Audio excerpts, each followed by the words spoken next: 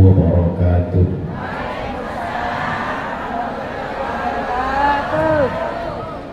Boleh pantun? Dari Tambun ke Cikarang Barat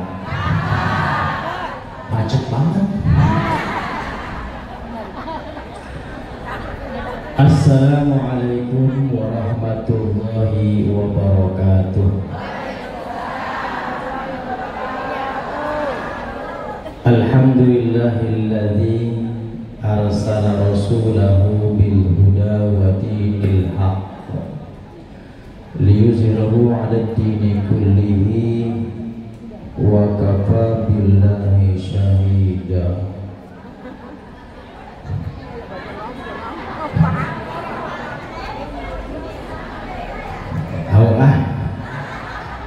Itu dulu. Asyhadu an la ilaha illallah wahdahu la syarika lah wa asyhadu anna sayyidina Muhammadan abduhu wa rasuluhu la nabiyya ba'dah. Allahumma salli wa sallim wa barik ala sayyidina wa habibina wa syafi'ina wa maulana Muhammadin wa ala alihi wa ashabihi wa man tabi'ahum bi ihsan ila yaumiddin. Amma ba'du, faqad qala Allah ta'ala fi kitabihil karim wa huwa asdaqul qailin. A'udzu billahi minasy syaithanir rajim. Bismillahirrahmanirrahim. Subhanalladzi asra bi'abdihi laylan minal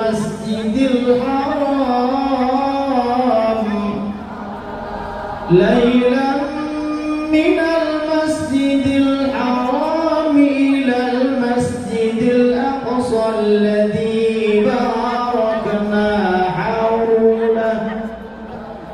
alladzi barakna hawlahu linuriyahu min ayatina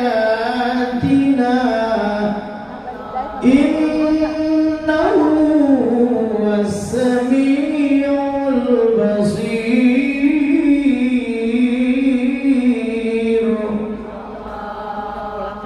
Wa qala aydan wasta'inu bis-sabri was-salah wa innaha lakabiratun illa 'alal khashi'in.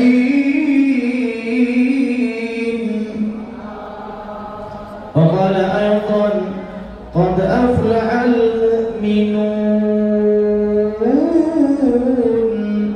alladzina hum fi salatihim khashi'un.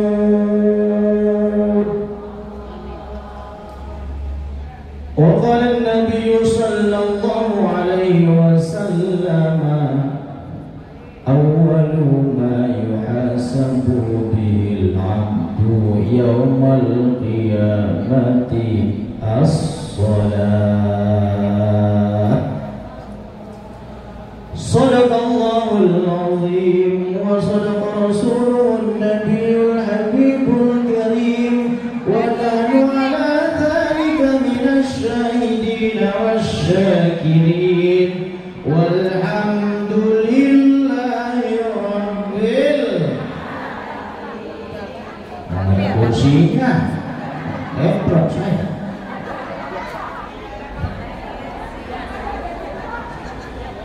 Saya tengah malam harus sampai dari Mekah. 21 hari saya umroh 2 kali trip jamaah. Subuh baru pulang di Al-Fajar situ.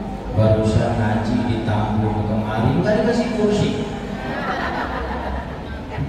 Kasih enggak. Duduk aja ya. Berarti kelihatan. Saya menghormati tentu para ustazah. Saya yakin BKMT ini kan tempatnya para guru-guru. Yakin banyak ustazah di sini. para senior-senior saya banyak di sini. Semuanya saya hormati. Ketua BKMT Kabupaten Bekasi yang namanya nggak ada di handphone saya, yang saya hormati, Ustazah Tutun Al-Qur'an. Yang mana tadi ya? Ustazah yang paling muda. BKMT Cikarang Barat namanya siapa? Apa ya?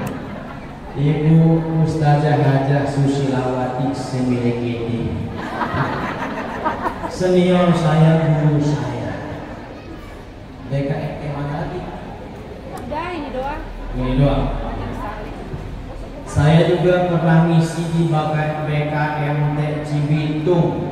Ya pernah juga. Nggak ada. Oh gabung ke sini. Para sesepuh, bini sepuh, sahur sepuh, saya hormati semua.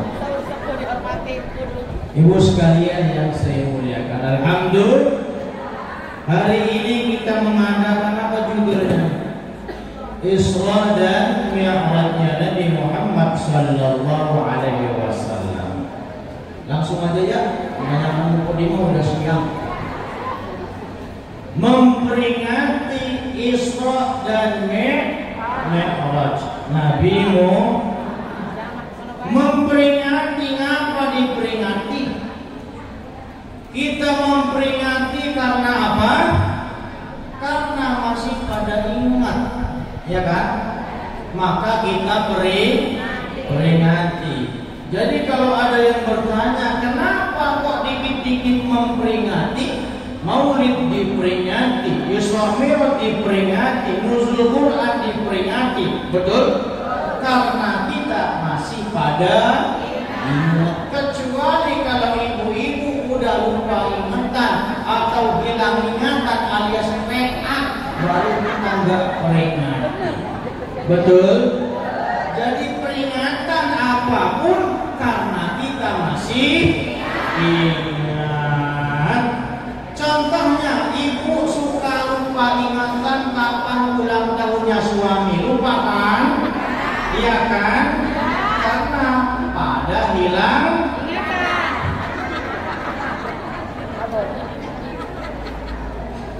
Memperingati karena masih ingat. Isra adalah fi'il maudhi, masa lampau yang telah dilakukan. Subhanalladzi asra bi'abdihi lailan. Maha suci Allah, karena Allah maha suci, karena kesuciannya Allah, maka Allah memberangkatkan, memperjalankan, yang diperjalankan hamba yang suci, melakukan perjalanan suci, yang memberangkatkan yang maha suci. Masuk akal nggak? Masuk akal. Jadi peristiwa ini kalau pakai akal doang kagak masuk, tanpa iman, karena ini mustahil bagi manusia. Tapi kalau kita paham mustahil apa mustahil? Mustahil itu yang benar. Karena bahasanya yang memperjalankan adalah Allah yang maha suci, maka apapun bisa terjadi. Innama amruhu idza arada syai'an ayyaqula lahu kun fayakun. Kalau Allah berkehendak maka Allah mengatakan kun, terjadilah apa yang Allah kehendaki. Minal masjidil, dari Masjidil Haram. Kalau ibu pernah tawaf di Ka'bah, banyak itu tiang-tiang di sekeliling Ka'bah, betul? Nah di situ ada satu tiang, ada tandanya. Itulah tiang di mana lompatan pertama buruk kendaraannya Rasulullah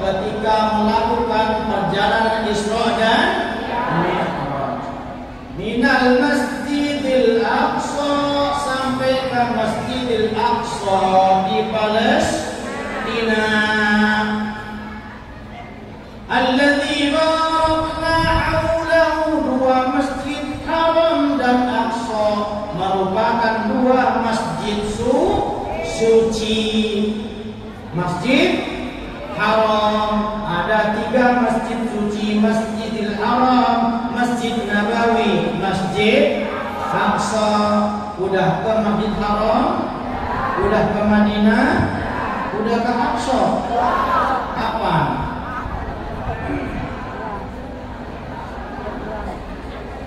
Lailan, di suatu malam, gak nyampe 1 malam.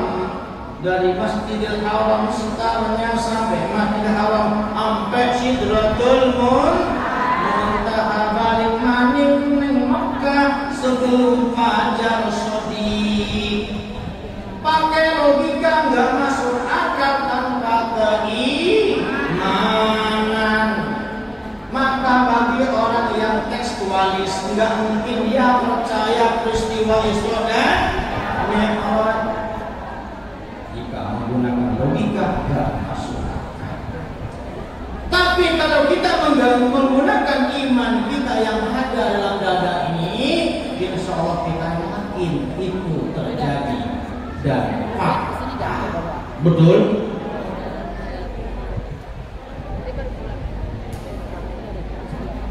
Nah, ini doang. Ini doang. Udah kalau udah ikut Pak Haji ya. Dulu kan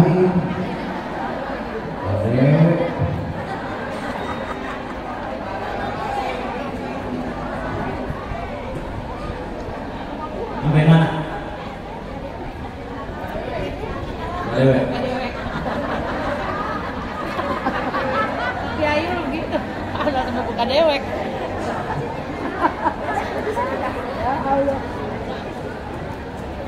Lanjut. Bu.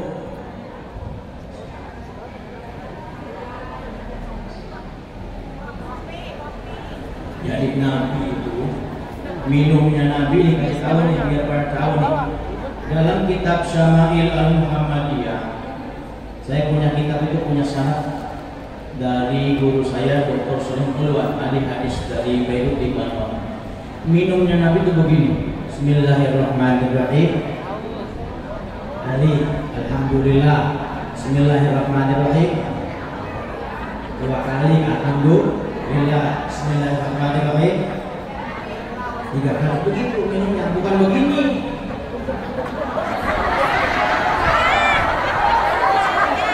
Mantoi.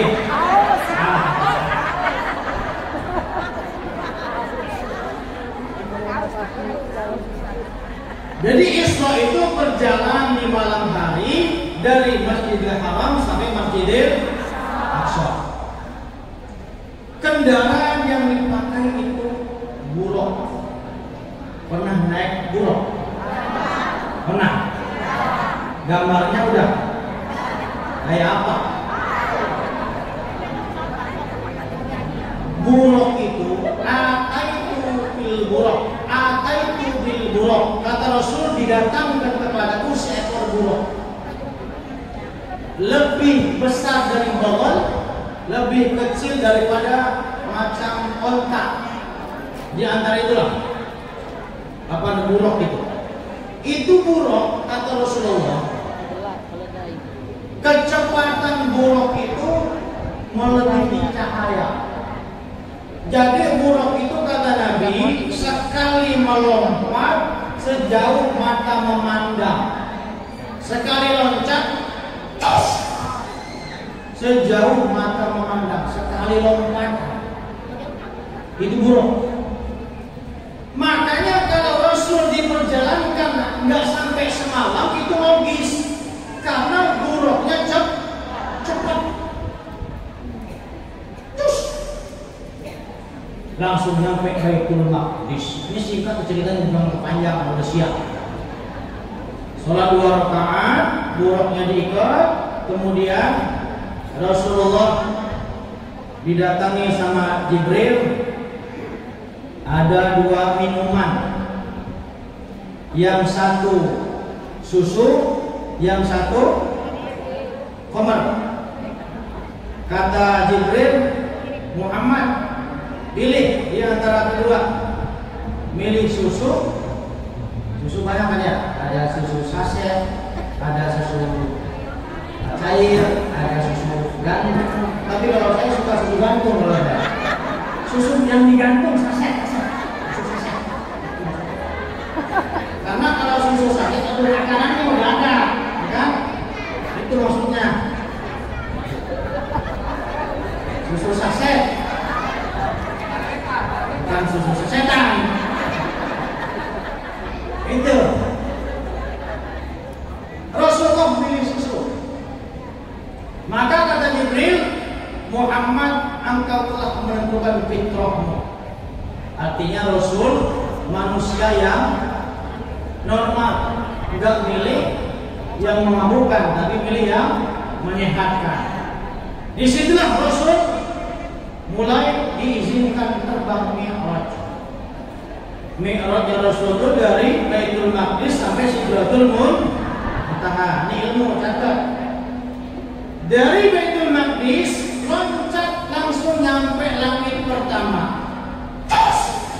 Sampai ketok pintu, tok langit pertama. Assalamualaikum. Waalaikumsalam. Yang jawab nanya lagi, siapa yang ngetok pintu langit pertama? Saya. Wahai penghuni langit pertama. Sampai siapa? Muhammad. Bersama siapa ke Muhammad? Bersama Jibril. Apakah sudah izin dengan Tuhannya, dengan Tuhanmu?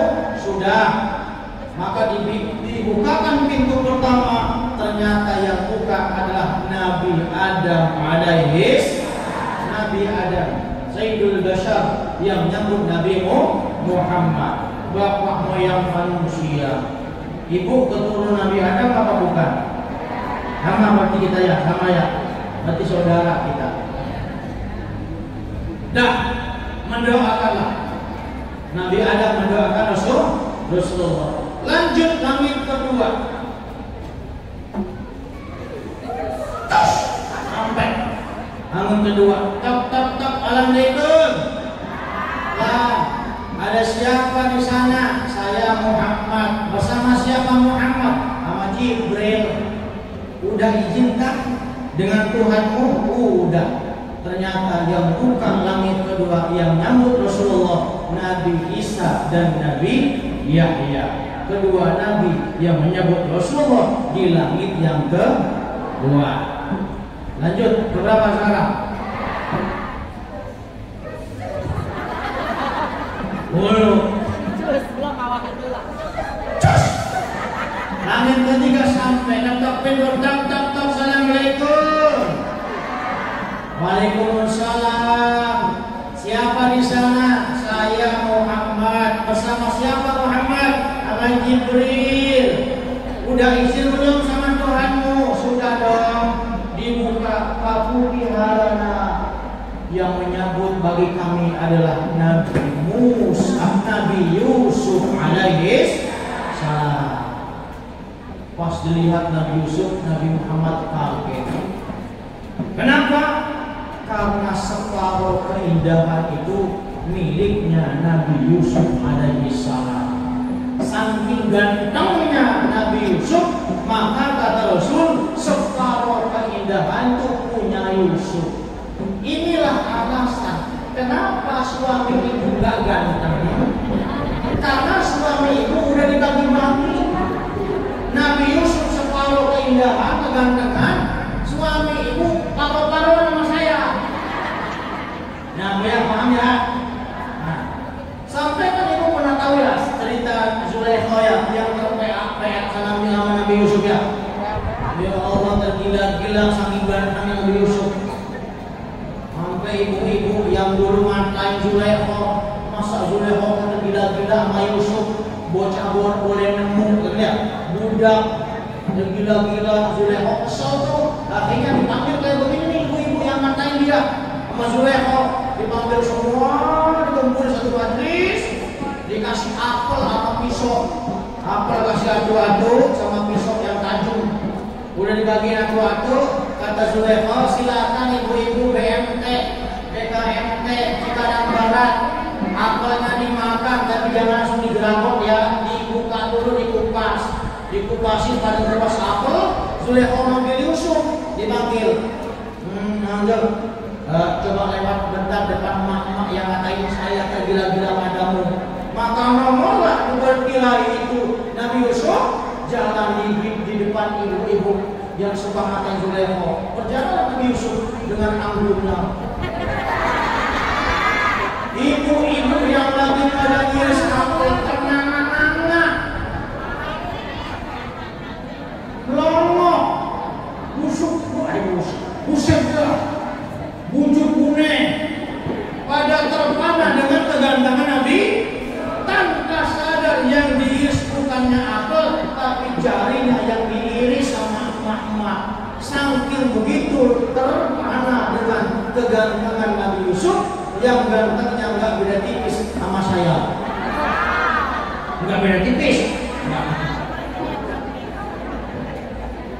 Maka separuh keindahan itu milik Yusuf kata Rasulullah. Lanjut lagi ke 4. Belum. Cus. Sampai langit ke-4. Dap. Assalamualaikum. Waalaikumsalam. Siapa di sana? Muhammad. Sama siapa Muhammad? Jibril. Sudah ada izin dari Tuhanmu? Sudah. Maka dibuka langit ke-4 yang nyambut adalah Nabi Idris alaihi salam. Lanjut langit ke-4.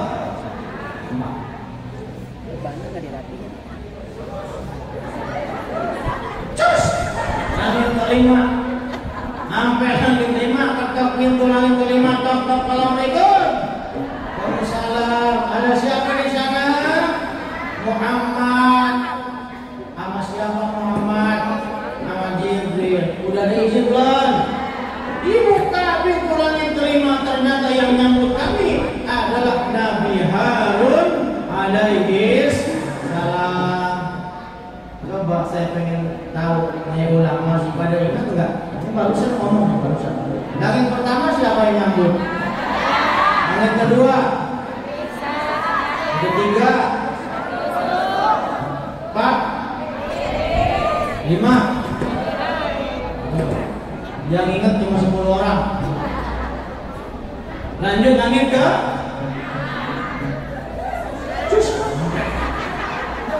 Langit kanan, ketok pintu. Assalamualaikum.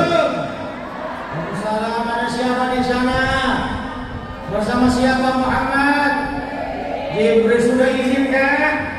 Dibukalah langit ke-6 yang nyambut Nabi Musa alaihi salam. Ini cerita anak SD begini.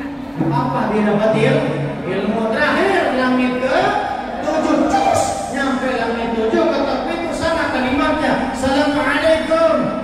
Waalaikumsalam. Ada siapa di sana? Muhammad. Bersama siapa Muhammad? Sama Jibril. Sudah izin belum? Sudah. Dibuka langit ke-7 yang nyambut Nabi Ibrahim alaihi salam. Langit 1 Nabi Adam. Langit 2 Yahya Isa. Langit 3 Nabi Yusuf. Langit 4 Nabi Idris. Langit 5 Nabi Harun. Langit 6 Nabi Musa.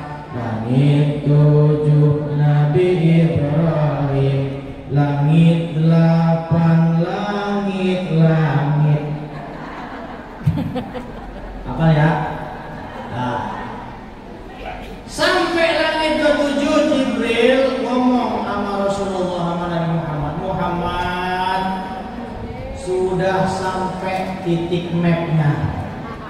Saya nyampe sini, nggak bisa nerusin sampai Sidratul Muntaha. Silahkan sampai naik Grab apa guys? Saya nggak bisa ngantar lagi. Sidratul Muntaha, sidrin itu pohon bidara yang akarnya di langit ke-6, daun-daunnya sampai langit ke-7. Itu apa namanya daun sidrin itu? Daun Sidratul Muntaha itu sebesar daun kuping gajah, saking lebarnya. Pohon itu, pohon Sidratul Muntaha itu seperti pohon yang bergemerlip emas dan perak, begitu indahnya, dah menembus langit ketujuh. Muhammad, aku mengantarmu sampai sini. Selebihnya silakan Anda menghadap Tuhanmu. Maka Jibril buruknya sampai di sana, Rasul langsung menghadap Allah Subhanahu wa Ta'ala yang kita sebut dalam tahiyat atau tasyahud dalam sholat. Allah menyambut Rasulullah sallallahu alaihi at-tahiyyatul mubarakatus shalawatut thayyibatu lillah. Assalamu alayka ayyuhan nabiyyu wa rahmatullahi wa barakatuh. Assalamu alayna wa ala ibadillahis shalihin. Kapan dibaca? Kapan? Salat waktu apa? Tahiyat, tahiyat awal, tahiyat. Assalamu alayka. Itu ucapan siapa? Ucapan Allah. Assalamu alayka, wahai salam sejahtera, wahai untuk pribadimu Nabi. Assalamu alayka, domir anta, untuk Nabi Muhammad sorangan dewangan. Assalamu alayka ayyuhan, wahai Nabi. Menarik kalimat Allah mengucapkan salam kepada Rasul yang namanya Muhammad, tetapi Allah enggak menyebut kata Muhammad. Padahal yang datang siapa? Muhammad namanya. Assalamu alayka ayyuhan Nabi. Salam sejahtera untukmu, wahai Nabi. Siapa nabinya? Tapi Allah enggak menyebut nama Muhammad. Dalam perintah sholawat juga begitu. Inna Allaha wa malaikatahu yusholluna 'alan. Siapa nabinya? Kenapa Allah enggak bilang Inna Allaha wa malaikatahu yusholluna 'ala Muhammad? Kenapa enggak begitu? Ternyata di Quran yang 30 juz yang kita baca, satu pun tidak ada kata panggilan ya Muhammad. Ada enggak? Pernah enggak baca Quran ada bunyi ya Muhammad? Ada enggak? Kalau ya Musa ada, ya Isa ada, ya Adam ada, ada. Ya Muhammad ada enggak? Ada Ustaz. Muhammadur Rasulullah. Itu enggak ada ya, bukan panggilan, penegasan. Muhammadur Rasulullah walladzina ma'ahu asyidda'u 'alal kuffari ruhama'u bainahum. Bukan panggilan, menegaskan Muhammad utusan Allah. Muhammadur Rasulullah walladzina ma'ahu, orang-orang bersama Rasul itu asyidda'u 'alal kuffar, tegas terhadap orang kafir, ruhama'u bainahum, berkasih sayang sesama muslim. Itu maksudnya, tapi bukan ya Muhammad. Kenapa? Inilah Allah contohkan kepada hambanya, kalau manggil orang yang tercinta, yang kita cintai, jangan sebut namanya. Ibu punya suami namanya Sutiman, jangan panggil Pak Sutiman, panggillah Ayang Beb, Muai Hani, Muai Darling, apalagi itu. Saya manggil bini saya nggak pernah nyebut nama. Rasul manggil istrinya siapa? Tuh, manggil laki yang katanya ibu cinta sehidup semati, ya kan? Ibu hidup lakinya mati, sehidup semati. Jangan sebut nama. Kang Mas, AA. Kalau ngasih duit, kalau nggak ngasih duit,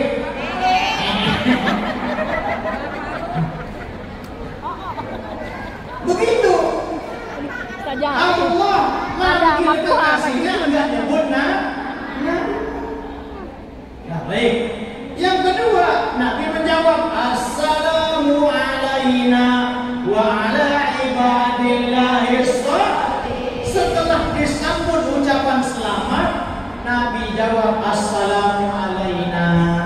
Ya Allah, salam sejahtera itu untuk kami, aku dan umatku, wa ala ibadillahi sholihin, dan salam itu bagi hamba Allah yang soleh.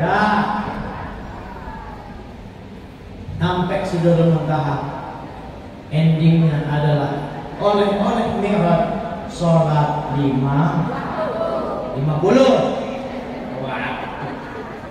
Perintah sholat 5 dong, masa 50?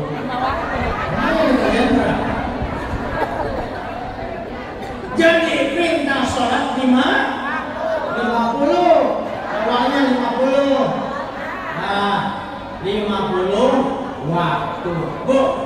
Bu, coba kita bayangin ya. Sehari semalam kan 24 jam ya. Sholatnya 50 kali.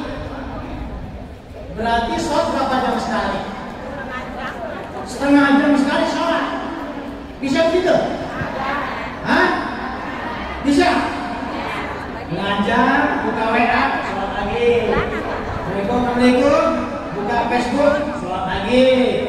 Assalamualaikum, buka WA, sholat lagi. Kuat nggak segitu? Angel. 50 waktu Rasul menerima. Ya udah 50 waktu, turun lagi di langit ke-6. Di langit ke-6 ketemu siapa? Siapa yang tadi yang di langit Nabi Musa pintar, berarti masih ingat. Ketemu Nabi Musa, Muhammad, ya, perintah apa yang Allah perintahkan kepada umatmu? Sholat.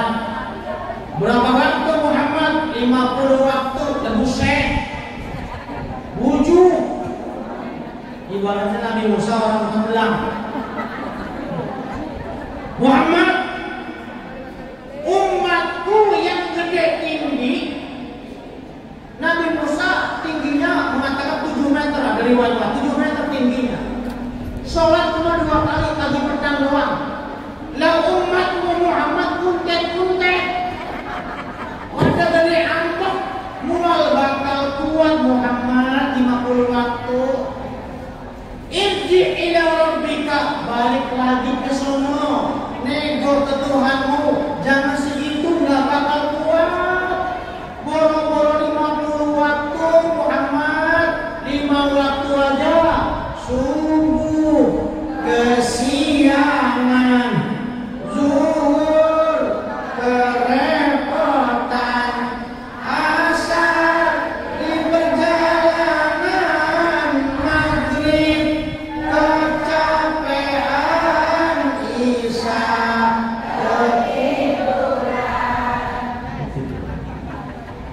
kok apa? Biasanya mah yang apa tuh yang paham.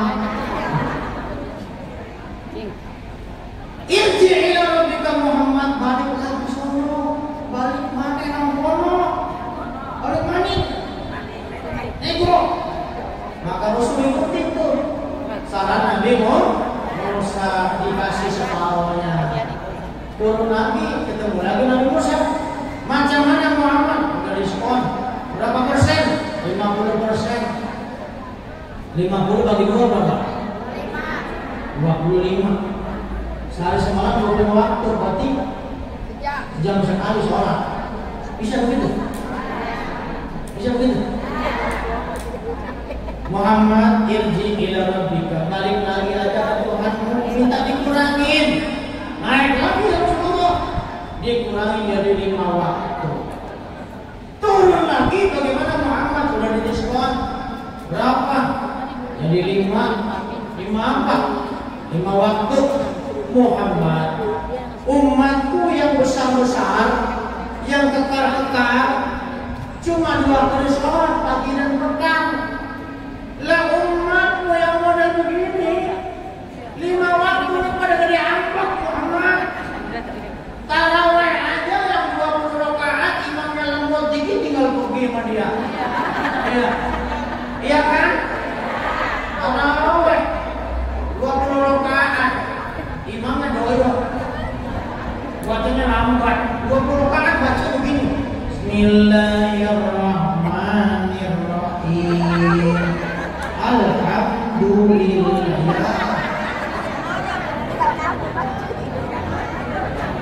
Itu ditandai itu jadwal sholat. Yakin saya ditandain. Ibu Sawadah nanya ibu aku Quran taraweh kagak di Masjid Daya kagak punya sok. Kenapa? Gimana doyok? Makanya saya kalau dulu imam taraweh melihat zamannya siapa? Kalau zamannya macam ini 80 km per jam. Tapi nggak macam amat 60. Bismillahirrahmanirrahim. Alhamdulillahi rabbil alamin arrahmanir rahim maliki yaumiddin. Iyyaka na'budu wa iyyaka nasta'in ihdinas siratal mustaqim siratal ladzina an'amta 'alaihim ghairil maghdubi 'alaihim waladdallin. Enak tak? Enak tak? Kalau saya imamnya Bismillahirrahmanirrahim. Qul huwallahu ahad, Allahu samad, lam yalid wa lam yulad wa lam Gak boleh kencang-kencang, boleh diwasal, tapi pakai hukum wasal. Ada orang cepat tapi orang haluan. Bismillahirrahmanirrahim. Alhamdulillahi rabbil alamin arrahmanirrahim maliki yaumiddin. Iyyaka na'budu wa iyyaka nasta'in. Begitu. Jangan dipotong-potong tapi nggak napas. Boleh. Nah, maka kata Rasul, udah cukup wahai Musa, isin aku isin. Malu kalau Tuhanku 50 waktu jadi tinggal 5 masih masak nego lagi. Dan 5 waktu itu wahai Musa, pahalanya sama dengan 50 waktu. Inilah istimewanya umatnya Nabi Muhammad. 50 waktu jadi 5, tapi pahalanya tidak berkurang. Maka kalau ada orang Islam masih nggak sholat, kebangetan, terlalu. Allah kasih waktu 24 jam, betul? Sehari semalam sholat model begini paling cepat, paling lama 5 menit, ya kan? 5 menit kali 5 waktu berapa? Berapa? Cuma 25 menit kita nyembah Allah, betul? Sisanya berapa? 23 jam setengah, betul? Lebih 5 menit enggak sholat, kebanget.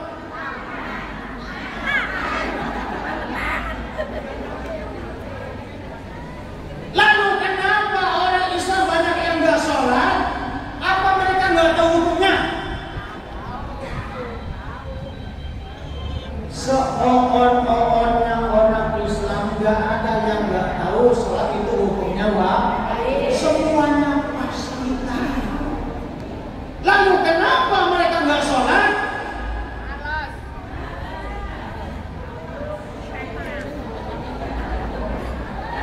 Kenapa nggak sholat? Karena sholat dianggap sebatas kewajiban.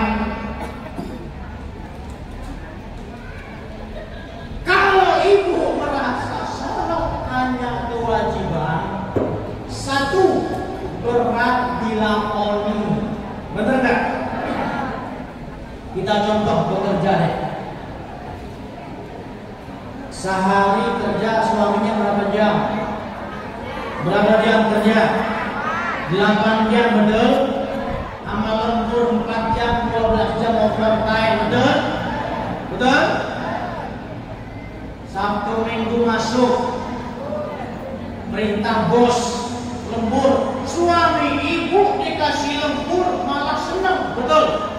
Padahal capek.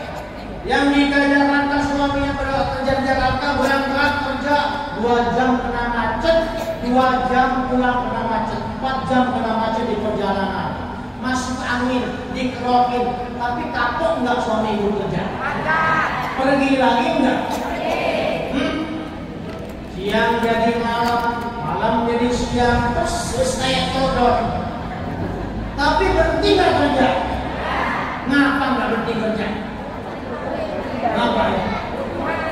Kebutuhan. Karena merasakan betapa butuhnya fulus, menganggap pekerjaan sebagai kebutuhan. Maka walaupun capek nggak dirasa, masuk angin tinggal dikerok, betul? Menganggap pekerjaan sebagai kebutuhan, sementara sholat yang 5 menit sebatas kewajiban. Itulah kenapa sholat itu berat. Dua.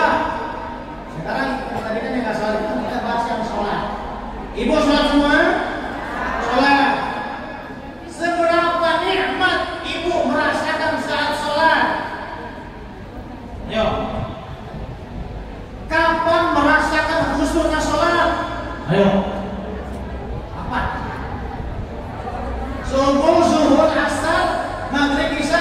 Kapan yang khusyuk? Kapan? Orang ada pada sana. Kenapa? Saat sholat Allahu Akbar, dompet yang hilang ketemu pas sholat. Dompet hilang dari pasar, pas sholat ketemu tuh. Bingung, sampai 3 jam nih dompet gak ketemu. Pas sholat ketemu. Allahu Akbar. Pulang dari pasar, naruh dompet di lemari. Ketahuan bocah, dipindah ke dalam dompet. Bapaknya bocah mau mancing, takut ngambil duit, saya umpetin di bawah kasur. Sepanjang sholat ini dompet. Ujung-ujungnya apa? Lupa rakaat. Iya kan? Iya kan? Sampai rakaat ketiga, terutama zuhur dan asar, sampai rakaat ketiga lupa ngeblank gara-gara dompetnya ketemu, rakaatnya hilang. Bingung kan tuh? 3 apa 4? 4 apa 3? Perasaan 3 deh. 4. 3 kali ah. Tapi gak juga 4. Itu suami nungguin lama banget. Bini gua tungguin-tungguinan sholat lama banget. Jangan-jangan 1 juz 1 rakaat itu. Nggak tahu lagi pikirin dompet, pikirin rakaat. Pernah begitu? Tampang-tampang semua sama. Zuhur dan asar. Dompet ketemu, rakaat hilang. Karena nggak pernah ngaji. Pas lagi bingung, udah daripada bingung ulang lagi aja dah. Karena nggak pernah takbir lagi, Allahu Akbar. Tadi suami berangkat kerja nitipin burungnya.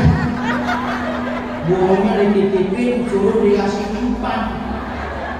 Udah dikasih umpan apa belum ya?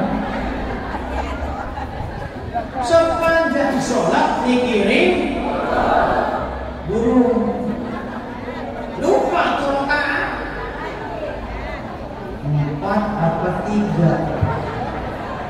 Kayaknya 4. 3 kali.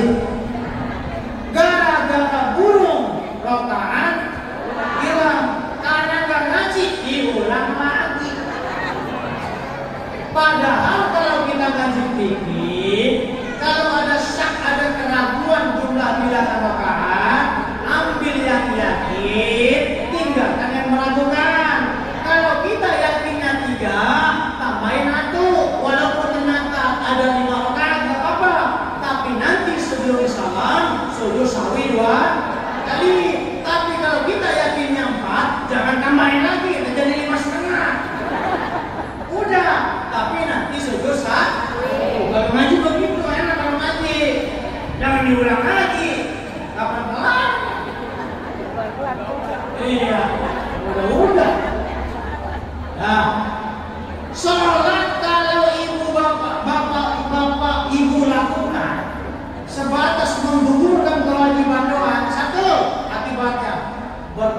untuk dilakukan. Coba. Jadikanlah sholat sebagai kebutuhan seperti kita memperlakukan dunia. Betul? Insya Allah enteng. 2. Sholat kalau dijadikan sebatas kewajiban semata nggak bakal khusyuk, karena orientasinya yang penting menggugurkan kewajiban. Wasta'inu bis-sabri was-salah wa innaha lakabiratun illa 'alal khashi'in. Mohonlah pertolongan kepada Allah dengan sabar dan salat. Karena yang demikian itu lakabiratun, amat sangat berat, illa 'alal khashi'in, kecuali bagi orang yang khusyuk. Siapa orang yang khusyuk? Alladzina yazunnuna annahum mulaqu rabbihim wa annahum ilaihi raji'un. Orang yang yakin akan perjumpaan dengan Tuhannya. Jadi nikmat ibadahnya. Bagaimana cara dia khusyuk? 1. Pahami ilmunya, syarat rukunnya, sunnah-sunnahnya, bacaannya. Kemudian kedua, pahami makna bacaan sholat. Kalau tidak paham maknanya, mustahil bisa menikmati. Tidak mesti tahu terjemahannya, yang penting tahu inti bacaan sholat. Sholat itu 3 zikir: zikrul lisan, zikrul qalbi, wa zikrul af'al. Contoh ketika takbir Allahu Akbar, bisa mengatakan Allahu Akbar, hati memahami Allah yang maha. Jika Allahu Akbar, Allah itu maha besar, maka angkat tangan sebagai simbol kepasrahan kepada yang maha. Maka kalau sudah berpasrah diri, tidak ada kesombongan, karena semua manusia itu hamba di hadapan Allah. Ini baru perangkat 3 zikir. Yang ketiga, ingin sholat khusyuk, jaga makannya. Jangan biarkan perut ini kemasukan makanan syubhat, apalagi haram. Kenapa? Daging atau makan yang kita makan akan membentuk segumpal darah. Ala inna fil jasadi mudghatan idza salahat salahal jasadu kulluhu wa idza fasadat fasada jasadu kulluhu, ala wa hiyal qalbu. Ingatkah kata Rasulullah, dalam jasad manusia ada segumpal darah. Jika dia bagus, bagus dulu jasadnya. Tapi kalau dia rusak, rusak dulu jasadnya. Ala wahyal qalbu, segumpal daging itu adalah hati. Hati terbentuk dari makan yang kita makan. Ketiga, sholat kalau dilakukan atas dasar menggugurkan kewajiban, yang penting sholat enggak membekas apa-apa. Sholat itu jaminannya tanha anil fahsya'i wal munkar. Inna sholata tanha anil fahsya'i wal munkar. Sholat itu dapat mencegah perbuatan keji dan munkar. Kalau ada orang sholat tapi maksiat, disingkat STMJ, sholat terus maksiat jalan, berarti ada yang salah dengan sholatnya. Karena sejatinya ibadah itu bisa membentengi diri kita tidak berbuat maksiat. Kalau masih maksiat, berarti sholatnya dipastikan ada kesalahan. 2. Buah daripada sholat, simahum fi wujuhihim min atharis sujud. Terpancar di wajah mereka daripada bekas sujud.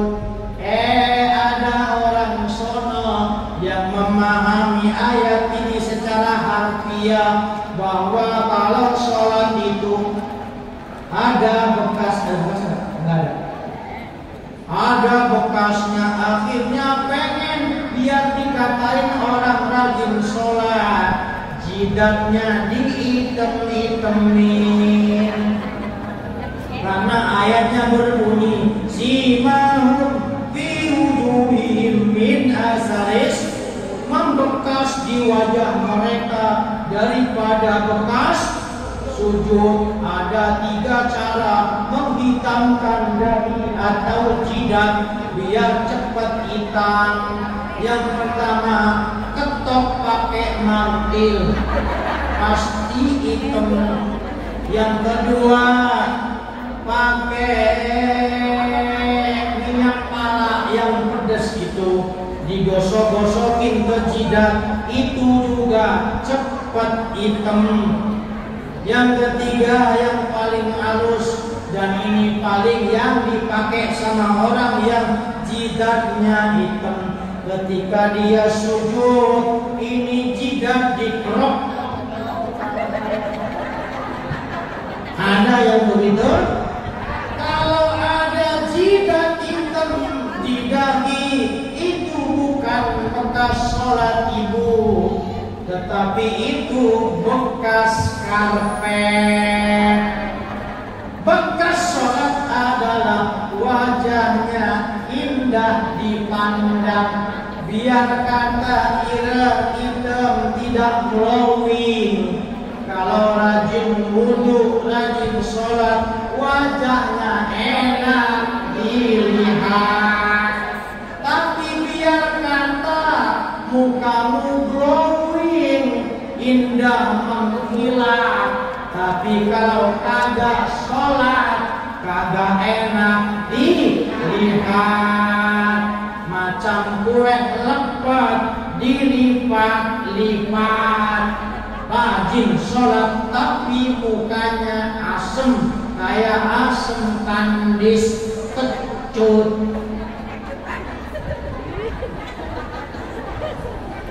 Orang rajin sholat 3S: senyum, sabar, salam. Rajin ibadah, rajin sholat, buahnya gampang senyum, sabar, salam. Maka buktikan 3 hal ini. Pulang ngaji atau besok suami pulang kerja, ibu sudah nunggu depan pintu, sudah mandi dan tersenyum menyambut suami pulang. Kata lakinya, tumben-tumbenan dua lebih dua, yang belum kayak orang kaya.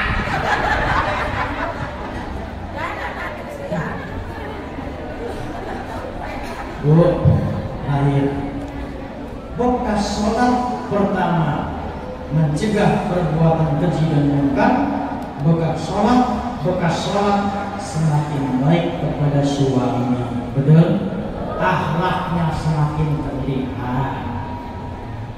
Contoh nggak manusia, istri Nabi itu saat Nabi berangkat kerja, disiapin perkakasnya, ontanya dimandiin dulu. Suami ibu nggak punya onta, adanya Toyota. Berarti suami ketika berangkat kerja, istrinya udah cuciin mobil, cuciin dulu pagi-pagi. Yang nggak punya mobil, punya motor, istrinya nyelahin ke motor, suami istri soleha. Betul? Betul bu? Begitu mulai besok ya. Mandiin mobilnya, selahin motornya, panasin. Pulang kerja, suami setandarin motor, mati mobil, ibu udah nunggu depan pintu, udah mandi, udah pakai, udah cantik, 7 rupa, parfum dipakai semua, wajah udah glowing, senyumlah depan pintu. Assalamualaikum, Mas sudah pulang? Gandenglah tangannya, ambil tasnya, bawa ke dalam, tenteng ke suami. Sampai dalam rumah, tawarkan 2 hal. Pak, capek ya? Mau maam dulu apa bobo dulu? Suami yang paham akan jawab seperti ini. Ma, bagaimana kalau maam sambil boboan? Istri soleh, araknya semakin terlihat, bukti sholat kita membekas. Husnul 12. Nah, mudah-mudahan untuk peristiwa Isra Mi'raj ini nambah kuantitas dan kualitas ibadah kita. Amin ya rabbal. Dan mudah-mudahan tentu Allah panjangkan umur kita, sehatkan badan kita, disampaikan di bulan Ramadan. Amin ya rabbal alamin. Al-Fatihah. Bismillahirrahmanirrahim. Alhamdulillahirabbil alamin, arrahmanir rahim, maliki yaumiddin. Iyyaka na'budu wa iyyaka nasta'in. Ihdinas siratal mustaqim, siratal ladzina an'amta 'alaihim ghairil maghdubi 'alaihim waladdallin. Amin. Ya mujibas sajidin, Allahumma shalli wa sallim ala sayyidina Muhammad wa ala ali sayyidina Muhammad. Allahumma inna nas'aluka ilman nafi'a wa amalan mutaqabbalan wa rizqan halalan tayyiban mubarakan wa shifaan min kulli da'in wa saqamin. Allahumma barik lana fi Rajab wa Sya'ban wa ballighna Ramadan. Allahumma barik lana fi Rajab wa Sya'ban wa ballighna Ramadan. Rabbana taqabbal minna innaka antas samiul alim wa tub alaina innaka antat tawwabur rahim. Rabbana atina fid dunya hasanah wa fil akhirati hasanah wa qina adzaban